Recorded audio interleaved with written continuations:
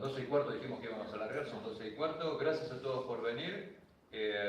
Nos reunimos hoy convocados por nuestro Centro Cultural y por el Partido Republicano Croata, Hrvatska Republikanska Stranka, para conmemorar el 40 aniversario del asesinato de Bruno Bušić. Bruno Bušić fue uno de los personajes políticos más destacados de la década del 70, del 60 y del 70, por su trabajo de investigación y por sus escritos.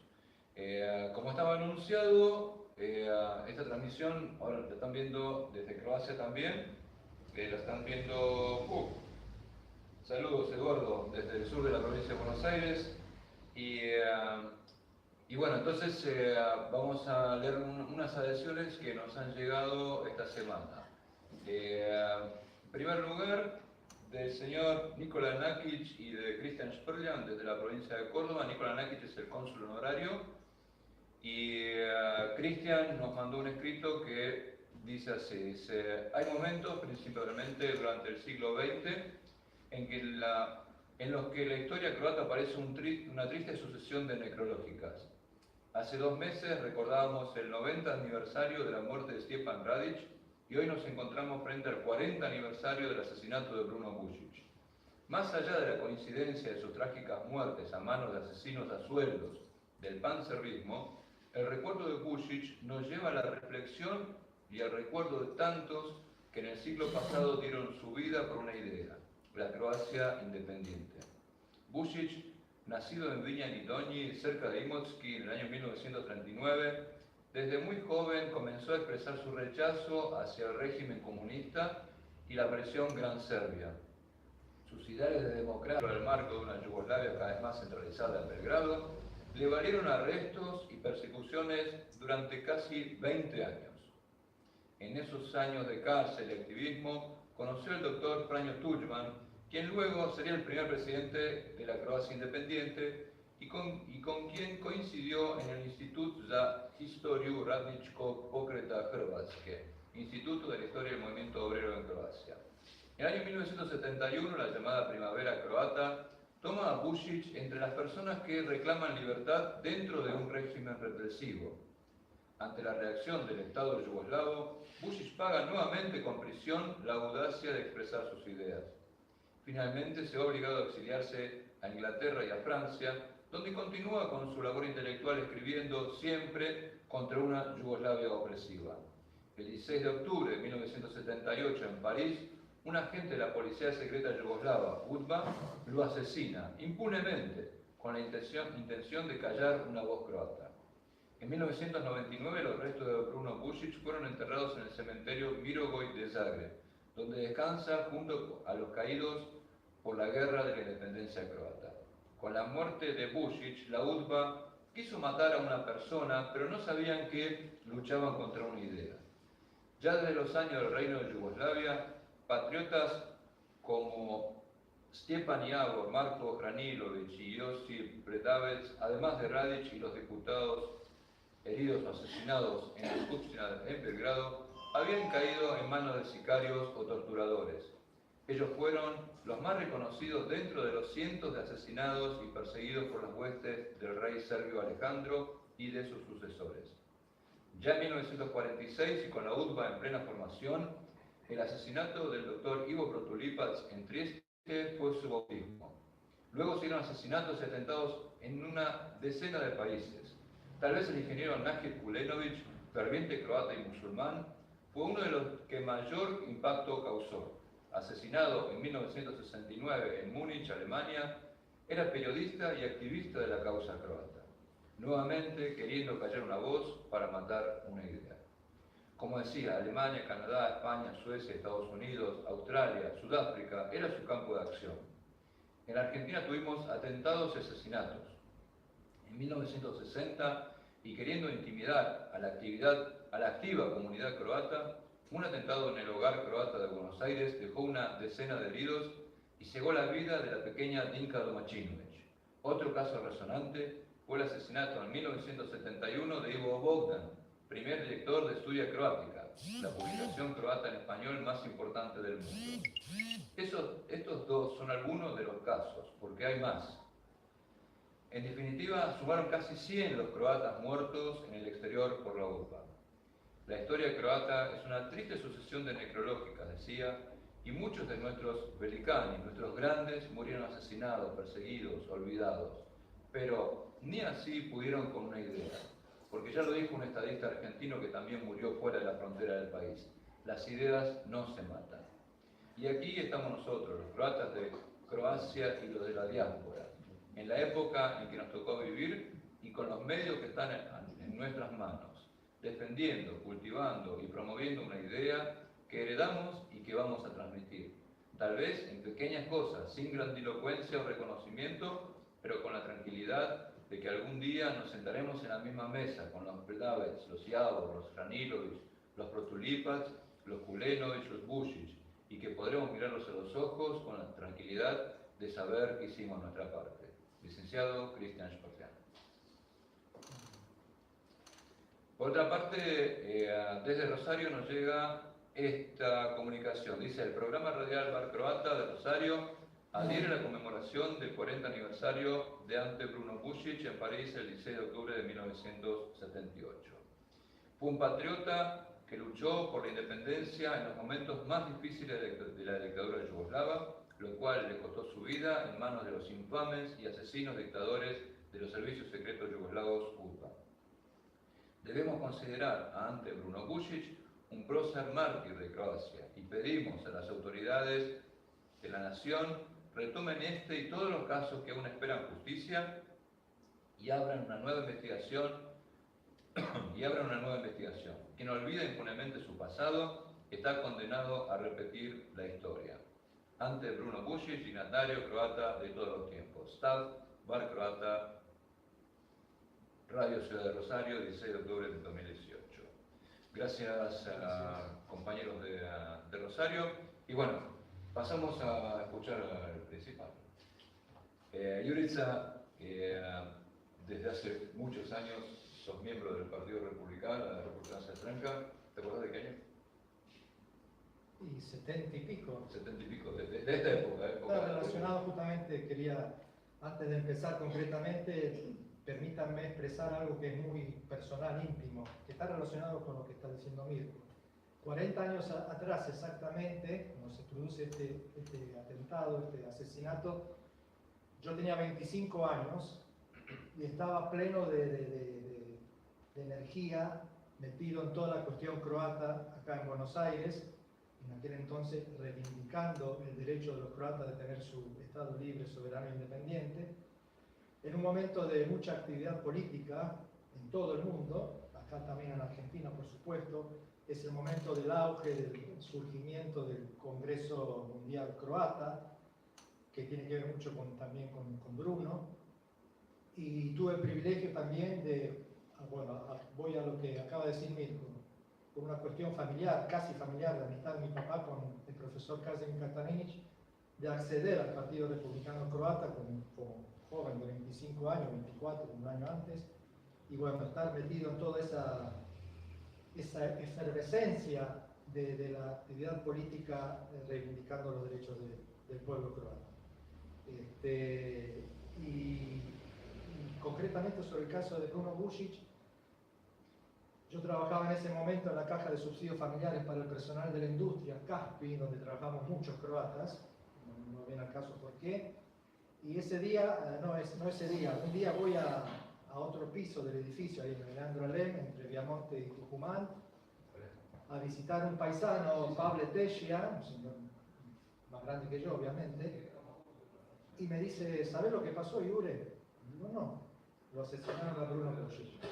Bueno, hace 40 años que tengo esto acá adentro, con las ganas de rendirle homenaje. Y bueno, hoy se me presentó la oportunidad, porque se cumple justamente un número redondo, 40 años, porque tenemos este ambiente, este ámbito que le tenemos que agradecer a Mirko, que viene hace unos añitos tratando de levantarlo, de acondicionarlo y permitirnos encontrarnos a una mesa para almorzar o para rendir homenaje, como en este caso a Bruno Bušić. Así que bueno, Ahora paso concretamente al tema. De la adhesión o de lo que nos mandó el licenciado Christian Sperbian, que es algo más general, donde se nombra un montón de víctimas del terrorismo yugoslavo, pasamos al caso concreto de Bruno Bušić. Algunos datos al principio se van a repetir con lo que escribió Christian, pero no importa. Bruno Bušić nació el 6 de octubre de 1939 en las cercanías de Imotski, perteneciente a la ciudad o condado de Split. Ya en la secundaria escribía artículos y panfletos criticando al régimen instalado en su patria, además de promover libros prohibidos en aquel entonces. De tal manera que en 1957 es expulsado de la escuela sin derecho a inscribirse en ninguna otra en todo el territorio yugoslavo. Solamente 2 años después, al cambiar la legislación pertinente, pudo continuar con sus estudios. Finalizado el secundario, cursó brevemente la Facultad de Filosofía, abandonando esa carrera, y ante la insistencia de su padre se anotó en la Facultad de Economía, donde se recibió en el año 1964. Bruno tenía facilidad para la escritura, compensando así de alguna manera su dificultad en el habla que poseía desde el nacimiento. Al enterarse de la posibilidad de conseguir trabajo en el Instituto de Historia del Movimiento Obrero Croata que había creado el doctor Franjo Tuđman, ingresó a trabajar allí, donde aquella facilidad para la escritura y la cultura política le permitieron convertirse en colaborador del doctor Tuđman. Su permanencia en ese instituto le permitió acceder a importante documentación, que luego utilizó para escribir sus futuros artículos. Lamentablemente, a mitad del año 1965, fue encarcelado y condenado a 10 meses de prisión por leer publicaciones provenientes de la emigración, escuchen bien, y supuesta propaganda enemiga. Cuando recuperó la libertad condicional, huyó al vecino país Austria. Poco tiempo después, convencido, otra vez por el doctor Tuđman, volvió, aprovechando la caída del tristemente célebre ministro Ranković. Detengámonos brevemente en este acontecimiento. El 1 de julio de 1966 se celebró en las islas de Brioni, Croacia, el plenario del Partido Comunista de Yugoslavia, donde se decidió la reorganización de este órgano máximo de gobierno, como así también promover algunas reformas sociales. Se condenó la actividad de los servicios de seguridad, cayendo así el símbolo de la represión, el ministro Aleksandar Ranković. Este siniestro personaje fue ministro del Interior, presidente de la Agencia de Seguridad OZNA y de la Policía Secreta que mencionaba Christian Udvar. De nacionalidad serbia, Ranković fue un firme defensor de una Yugoslavia centralizada y su remoción marcó el principio del fin de ese tipo de estructura de poder centralizado en la Liga o Partido Comunista de Yugoslavia. Y de esa manera, los movimientos sociales separatistas y autonomistas tuvieron un avance que culminaría en la primavera croata. Cronológicamente podemos mencionar entonces un momento destacable en el año 1967, cuando un grupo de poetas y lingüistas de Croacia publicó un texto titulado Declaración sobre la situación y el nombre del idioma estándar croata, en el cual se criticaba la imposición del idioma serbo-croata en la educación, los medios de comunicación y las entidades de gobierno. El serbo-croata constituía un esfuerzo del régimen de Tito para facilitar las comunicaciones entre los pueblos de las 6 repúblicas que conformaban Yugoslavia, estableciendo un idioma nuevo, basado en el vocabulario y en las construcciones gramaticales similares entre las lenguas serbia y croata, las más extendidas en el país. Todos estos acontecimientos parecían ser parte de una especie de liberalismo político, que en realidad solamente fue un intento de salvar a Yugoslavia, dando respuesta positiva a algunos reclamos de los croatas, más que en el económico, y casi nada en el político-social. Todos estos acontecimientos conllevaron a que se afloje mínimamente la persecución de los disidentes, y y en el caso de Vučić, no tener que completar él la condena que le había sido impuesta. Fue entonces que a finales de la década de los 60, ante el auge de las publicaciones de índole político-histórico, Vučić se convirtió en colaborador de numerosas publicaciones de esa índole, destacándose especialmente su pluma con la aparición en escena de Hrvatski književni list en 1968, publicación en la cual a partir ya de su número 9 se convirtió en uno de sus editores. Cuando fue prohibida esta publicación se fue a París, donde vivió humildemente y con bajo perfil. Durante su estadía en esta ciudad se concretó la denominada Primavera Croata y ante el llamado de sus amigos regresa a Croacia en abril de 1971. Esta vez participó de la cada día más popular publicación Hrvatski tjednik, donde ingresó también al equipo editor. El golpe de timón que dio el dictador Tito a su gobierno en Karađorđevo los días 1 y 2 de diciembre de 1971 demostró la inviabilidad de lograr o construir una mejor o más justa Yugoslavia, que en realidad era sostenida por la fuerza y amparada por las grandes potencias. Una muestra de esta situación fue la anécdota del recibimiento de Richard Nixon, presidente en ese entonces de los Estados Unidos, a Tito, en un claro mensaje al mundo y a los pueblos que integraban ese pseudo-estado, exclamando en esa ocasión de una manera enfática y especial: ¡Viva Yugoslavia! En definitiva, los acontecimientos de la denominada Primavera Croata, más que traer mejoras sustanciales para el pueblo croata, dejaron en evidencia a los disidentes, que al ser vistos como potenciales enemigos del régimen, fueron entonces perseguidos y encarcelados. Bruno Vučić fue uno de los primeros detenidos, el 12 de diciembre de 1971, y condenado por la malintencionada y falaz descripción de la realidad yugoslava, condenado a 2 años de prisión que cumplió en una de las más estrictas cárceles existentes en aquel entonces, Stara Gradiška. Vučić interpreta estos acontecimientos y le queda claro, y por lo tanto en el futuro actuará en consecuencia, que la lucha por la libertad solo tendrá éxito si los croatas de la patria y los de la emigración se repartían estratégicamente y de común acuerdo determinados roles, quedando para los que vivían fuera de la patria el trabajo que por razones obvias no podían realizar en Croacia. Ya era evidente a esa altura de las circunstancias que eran incorrectas las dos supuestas líneas de acción, tanto la reformista, procurando mejorar la situación de Croacia dentro de Yugoslavia, como la satelital, que supeditaba el éxito en el logro de la independencia al apoyo de aliados poderosos. Después de salir de la cárcel fue perseguido y maltratado de todas formas, quedando sin trabajo y manera de subsistir. Por eso a fines de 1975 huye a Inglaterra, donde recibió asilo político. Trabajó en la publicación croata Nova Hrvatska, que se publicó en Londres hasta abril de 1976, y él empieza entonces a recorrer distintos países de Europa.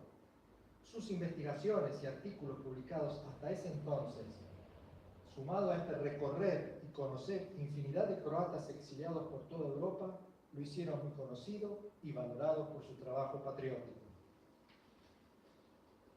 Fue así que en las elecciones de la segunda Asamblea del Consejo Nacional Croata, organización que abarcaba casi todas las instituciones diseminadas fuera de Croacia, en el año 1977 obtuvo la mayor cantidad de votos, seguido por el intelectual y político Dr. Ivo Korski, exiliado en la Argentina después de la debacle del año 1945 en Croacia. Korski era presidente en ese entonces del Partido Republicano Croata, fundado aquí en Argentina en el año 1951 por el filósofo y patriota croata profesor Ivan Orshanić. Es el nombre de ese partido, del Dr. Korski, junto al secretario del mismo, el profesor Kazimir Katalinić, impulsaron y llevaron a cabo el denominado Hrvatski dialog, el diálogo croata, entre los que habían pertenecido en el periodo 41-45 al denominado sector nacionalista, sostén del Estado independiente croata de ese periodo, y los sectores contrarios, denominados partisanos, que influenciados por el comunismo internacionalista de Tito, destruyeron el Estado croata. El resultado de esas elecciones reflejó ese intento de síntesis y construcción de puentes entre sectores del pueblo croata enfrentados en el pasado. El primer contacto personal y secreto del mencionado Partido Republicano Croata con Vučić se llevó a cabo en enero de 1971 en París, con el secretario en aquel entonces del partido, profesor Katarinić.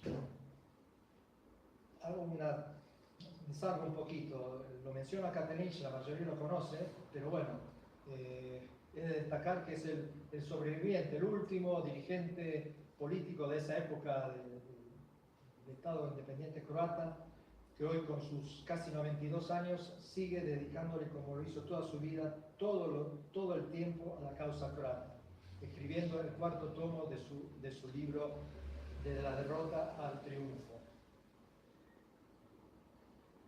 El contacto establecido entre el profesor Katarinić y Bruno Vučić en París se interrumpió por el regreso de Vučić a Croacia, reanudándose con el regreso de Vučić al exilio en las reuniones preparatorias para la mencionada segunda asamblea del Consejo Nacional Croata en enero de 1977. En dicha asamblea, Vučić fue elegido encargado de la Secretaría de Propaganda de la misma.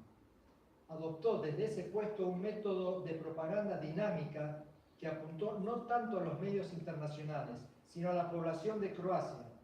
En realidad, Vučić fue más escritor y periodista de investigación que político. Su vida, como sabemos, tuvo un final trágico. Fue asesinado en París el 16 de octubre de 1978, hace 40 años, con solamente 39 años de edad. Fue una de las muertes que tuvo mayor repercusión en esa época. Casi todas las tapas de los diarios de Inglaterra y Francia reflejaron ese asesinato. Hay muchas versiones sobre el motivo de su asesinato, pero parecería no haber dudas que fue perpetrado por la UDBA, la Agencia de Inteligencia o Seguridad Interna de Yugoslavia. Básicamente por la trascendencia de sus artículos, tanto en la patria como en el exilio, que, basados en argumentos sólidamente documentados, rompía muchos mitos de la historia oficial del régimen del dictador Tito. Además, se sabía que estaba por comenzar la publicación de una revista propia para volcar allí justamente sus argumentos que provenían de un largo trabajo de recopilación de documentación. Los promotores del asesinato no pensaron que el hecho iba a tener tanta repercusión en la opinión pública internacional. Ellos suponían que iban a provocar la reacción violenta de los croatas y así aprovechar para resaltar la supuesta violencia de los croatas, tapando la imperante en el régimen totalitario de Yugoslavia. Los croatas sí reaccionaron, pero con manifestaciones pacíficas en todo el mundo. Ahora volvamos un poco hacia atrás en el tiempo para analizar algunos pensamientos que nos permitan conocer un poco más a Bruno Vučić. Estando en la cárcel de Stara Gradiška, comenzó a reflexionar sobre su exilio. Ya se sabe que por más que lo natural que el hombre esté viva y se desarrolle en la sociedad donde adquirió conciencia de su dignidad humana, se enfrenta ante el dilema de irse o quedarse. Croacia, como suele pasar con pueblos pequeños, se enfrenta a momentos históricos trágicos, en los cuales se les quiere imponer otros valores y maneras de vivir. No quedándole otra alternativa, dice Vučić, que exiliarse a países libres para concretar plenamente su dignidad humana, a pesar que intuía que en otro lugar, por más libertad que hubiera, era ilusorio lograr esa dignidad. No es natural buscarla fuera del ámbito donde el hombre toma conciencia de sí mismo y toma como propias las costumbres y los valores de la comunidad donde nació y creció. Cuenta Vučić que durante su estadía en la cárcel de Stara Gradiška, alrededor de 100 o un poco más de prisioneros políticos, estos sentían menos miedo para conversar entre ellos que el que podía tener en ese entonces cualquier ciudadano para hablar en las calles y bares de Zagreb. De alguna manera eso se explica porque, según él, los encargados de custodiarlos eran unos cobardes que no estaban convencidos del rol que les tocaba cumplir. La contemplación en el trato con los prisioneros súbitamente en un momento mejoró, sin saber estos a qué se debía, hasta que se enteraron de qué se trataba. Tenía que ver ese cambio de actitud con el llamado caso Bugojno. En junio de 1972 se infiltraron en el territorio yugoslavo 19 jóvenes croatas con la intención de iniciar un levantamiento y luchar por un Estado croata libre e independiente. Todo un ejército yugoslavo, uno de los mejores armados de Europa en ese momento, única manera de mantener subjugado al pueblo, junto a la policía, se tuvieron que movilizar para neutralizar este intento de un grupito de patriotas. Esta acción, que duró más de un mes, aparte de incentivar el sentimiento de sublevación, demostró lo endeble que era ese Estado artificial sostenido solamente por el terror y la fuerza. Una vez en libertad, Bushi se dio cuenta que no tenía otra opción que exiliarse. Sentía como le pisaban los talones la URSS. Así, en una ocasión en Dubrovnik, en plena calle, lo atacaron unos 15 desconocidos que lo molieron a patadas. No así al joven estudiante de Jerusalén que lo acompañaba. Esto ocurrió a la vista de 2 policías que ni se inmutaron. Los otros transeúntes se horrorizaron del hecho, pero nadie se animó a ayudarlo. Cuando fue a hacer la denuncia, el fiscal ni se la contestó. En esas circunstancias, trabajar para él era imposible. Mientras tanto, recorría distintas librerías o bibliotecas para recopilar datos de las persecuciones policiales y políticas del período 1945 a 1966, con la intención de escribir un libro sobre ese periodo de la historia contemporánea croata. También había acumulado bastante material de ese periodo del archivo del Comité Comunista de Zagreb, cosa que pudo realizar mientras trabajaba en el Instituto de Historia del Movimiento Obrero de Croacia, como habíamos dicho anteriormente. Pensaba Bushi lograr obtener fuera de Croacia otra o más documentación respaldatoria de la que él ya disponía. Consideraba que en la migración se podía hacer mucho. Por empezar, conseguir más documentación de la que él disponía.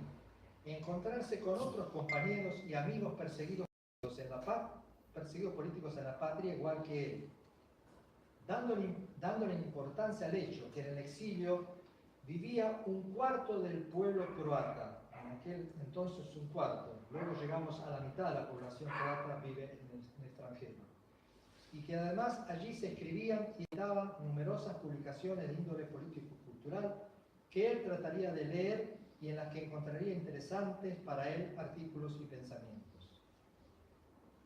Bruno consideraba que la inmigración croata estaba totalmente unida en un tema fundamental, que era el ansia y deseo de tener su Estado soberano, aunque como en toda comunidad también en hubiera desencuentros, desconfianzas y rencillas, pero cada vez que se intensificaba la lucha por lograr ese Estado y se veían algunos resultados concretos y positivos, esas diferencias desaparecían o disminuían.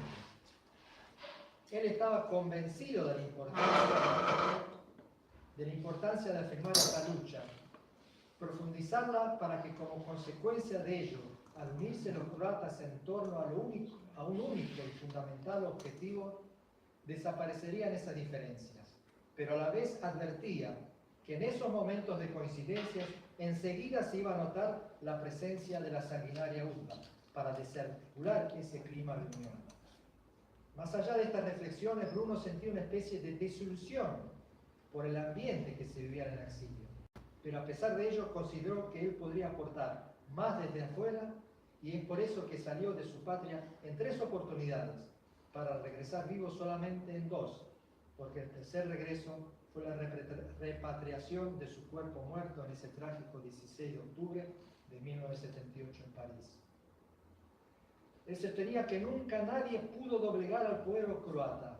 sino era que del propio pueblo surgieran sectores que aportaron a la disminución tanto de la grandeza de los croatas como nación, como también a la disminución de su territorio. Contaba Bruno Bušić que en los juicios después del golpe de Karađorđevo, cuando se termina la primavera croata, uno de los argumentos para condenar a los acusados, disidentes nada más, como por ejemplo al doctor Tuđman, se basaban en leer citas o artículos de publicaciones editadas en el exterior, demostrando así los fuertes lazos espirituales y patrióticos entre la emigración y la patria, para ellos complicidad, demostrando justamente lo que era evidente, que más allá de las distancias, errores y desencuentros, la absoluta mayoría del pueblo croata, se encontrara donde se encontrara, su objetivo era la instauración de su Estado soberano. Esta verificación de Bušić demuestra que de algún modo el enemigo del derecho de los croatas a tener un Estado libre y soberano muchas veces analiza mejor que los croatas mismos ciertas realidades. También queda demostrado cómo el enemigo detecta rápidamente a quienes son peligrosos para su ambición política e imperialista, y por eso es que Bruno Bušić es asesinado.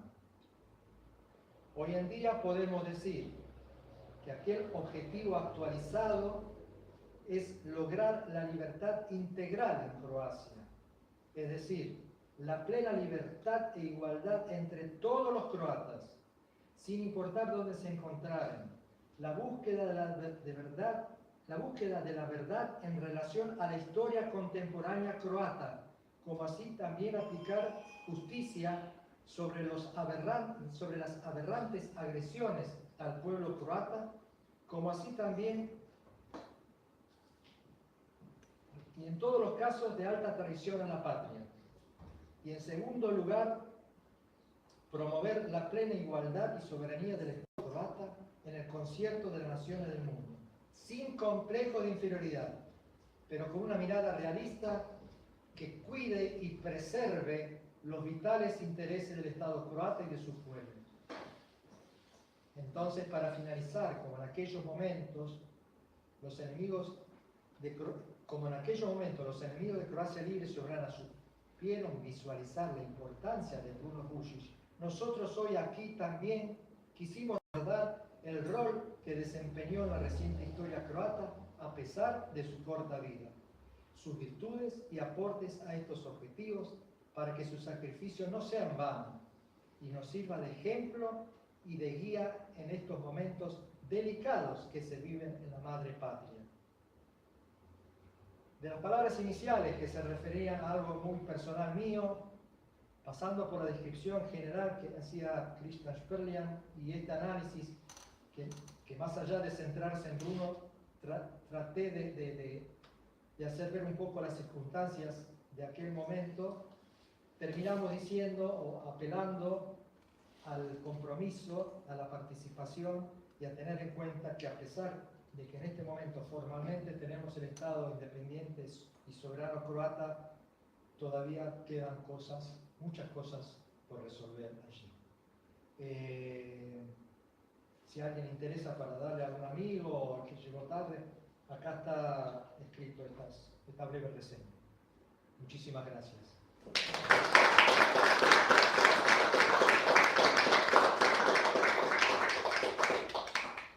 Bueno, gracias Jurica, gracias a todos por venir, gracias a los que se nos están siguiendo. A ver, leo un poquito.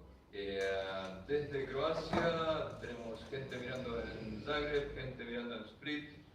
En Argentina, bueno, desde el sur de la provincia de Buenos Aires, Villa de Italia, donde está el lugar, ¿no? Algo así, cerca de Tandil. Nadir nos está mirando desde Split. Mario y Asminka de zona norte. Cristian está de Córdoba, Cristian Sperling está mirando, manda saludos y agradece la lectura. Desde Rosario también nos escriben. Liliana nos escribe desde Munro, dice que hay que avisar con más tiempo para que se enganche más gente, tiene razón. Pero bueno, por eso hicimos este tipo de transmisiones.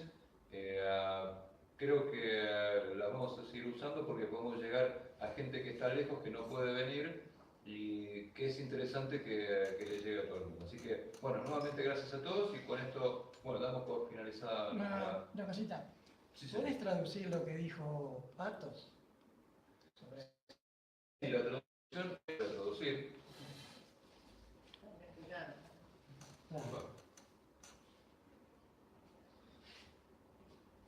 Este poema de Matos está impreso en la tumba de Bruno Bušić, o sea, por eso está acá en la pintura.